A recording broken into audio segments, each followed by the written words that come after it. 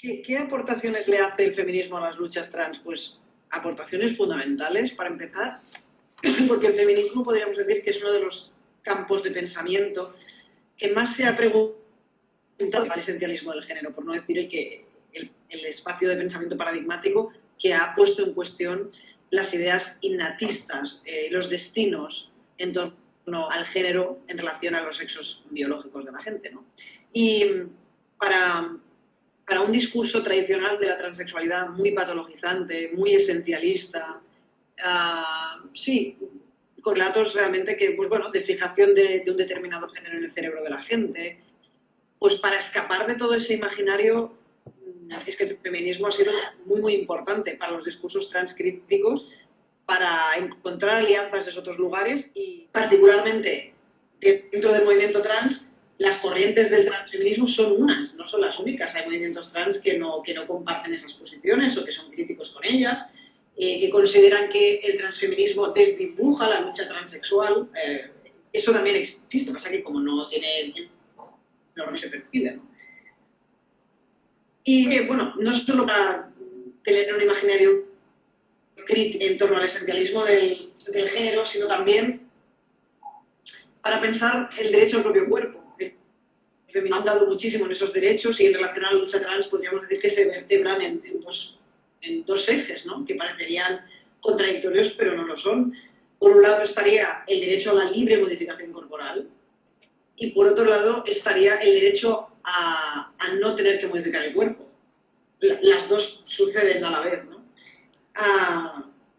En relación a la cuestión, bueno, del caso español y del transfeminismo, a mí me gustaría insistir en que la evolución del transfeminismo en el contexto anglosajón es muy distinta al caso español y también distinta al caso latinoamericano y si es que el caso latinoamericano es uno, porque el transfeminismo ha hecho derivas distintas como en México o en Argentina, o sea, no ha funcionado igual en todas partes, ¿no?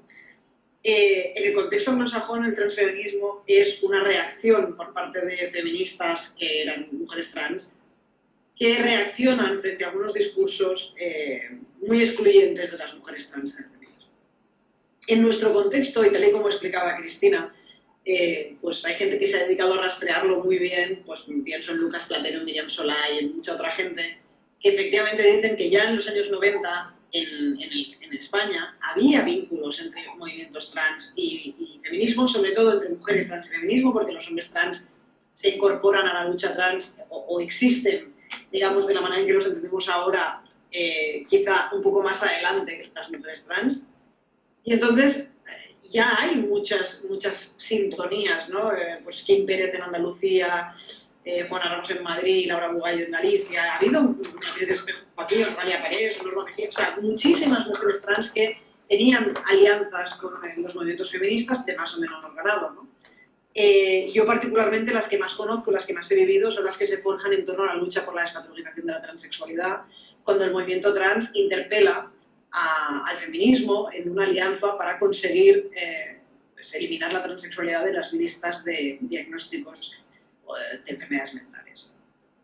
Y tengo que decir que una buena parte del feminismo reacciona a esa llamada remangándose, trabajando como quien más, y en muchos lugares del Estado español han sido colectivos feministas los que han organizado charlas, debates, jornadas en torno a la despatologización de la transexualidad.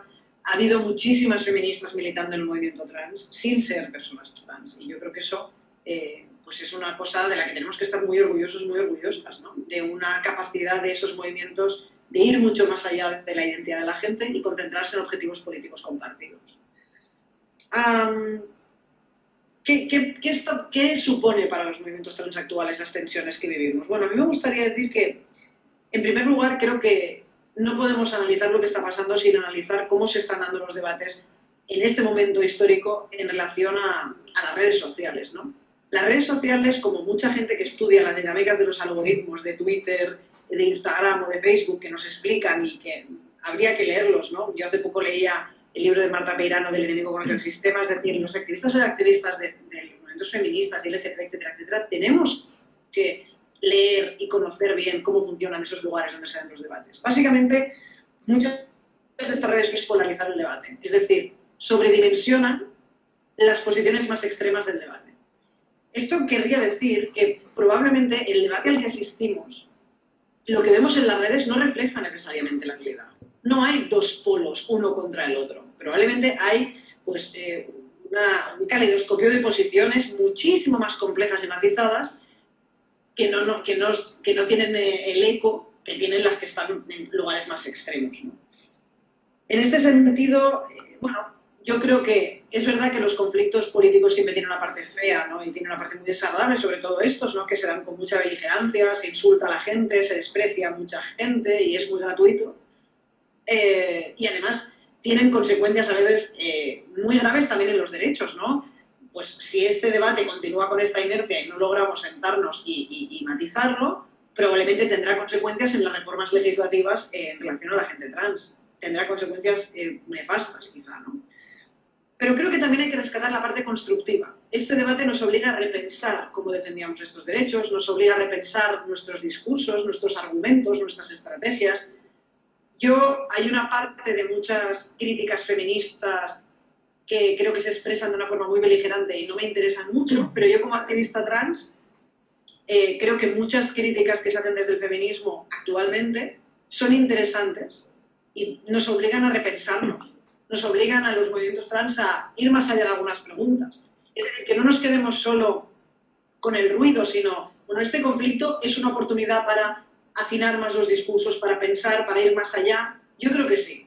Sí, intentamos, es decir, con toda esta inteligencia colectiva, yo parto de que alguna gente que hace críticas las hace desde un afán constructivo, para mejorar los discursos. Bueno, pues escuchémoslas, intentemos mejorar colectivamente. Si nos juntamos toda la gente trans, LGTB, feminista, o sea, en mejorar las políticas públicas, las mejoraremos. Si nos centramos en insultarnos, no. Pero si ponemos afán de construir, creo que construiremos y creo que eso es lo que tenemos que priorizar. Utilizar este debate para mejorar, afinar, matizar más, entendernos mejor, muchas cosas que quizás estábamos haciendo a brocha gorda y que ahora pues tenemos que afinar más. Y eso es una buena noticia, dentro de todas las malas que nos da este debate a veces tan violento.